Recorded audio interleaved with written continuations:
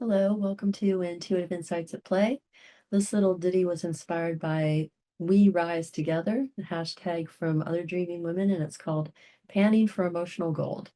I spent a lot of time skipping the emotion part with various tricks, but it didn't work.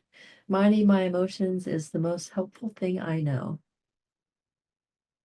When we face intense emotions about injustice or cruelty, it's natural to feel overwhelmed. Like a gold panner sifting through sediment, we can, I promise, work through these raw feelings to find valuable insights inside.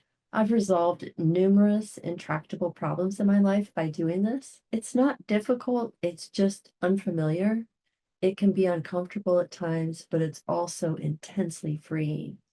You know that feeling when rage or frustration build up inside, when you see people in power acting without empathy, when you witness that cycle continuing, that cycle where unprocessed hurt leads to hurting others or ourselves.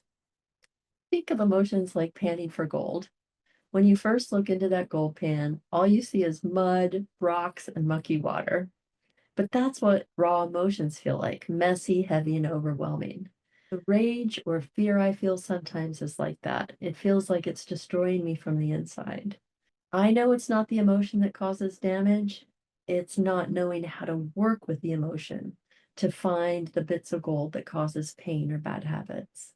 When I write out my anger, my fear, my sadness, it's like kneeling by that cold stream, sifting through the sediment.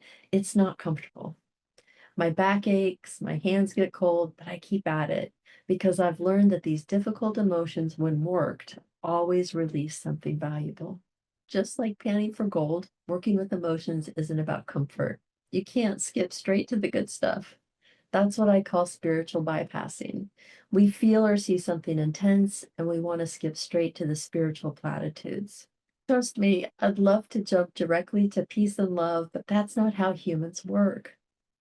When we try to numb our emotions or push them aside, they don't disappear. They feel like they sit there, and it feels like a clod of dirt in my chest or a vein of iron and sitting inside my lower back. Here's what I've discovered.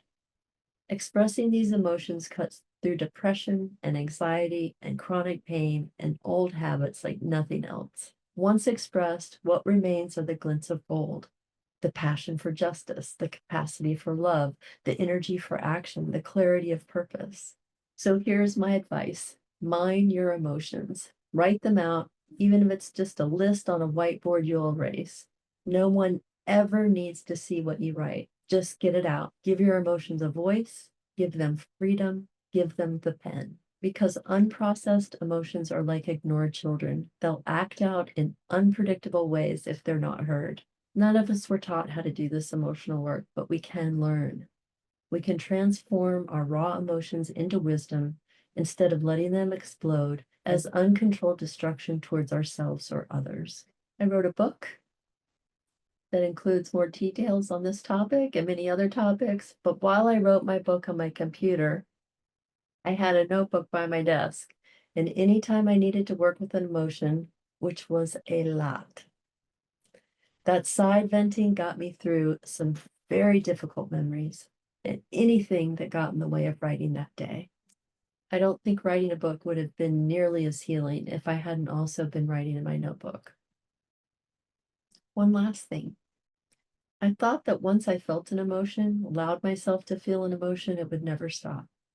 I want to reassure you that that was not my experience or anyone else I've worked with. When I first started writing, it was just pages and pages of curse words, but it worked, and I eventually found the gold bits. Even if you write, I'm angry or fearful or sad or whatever emotion you're feeling, it's a great start. Your emotions love that acknowledgement. Keep going. You'll find the gems too, so we can rise together.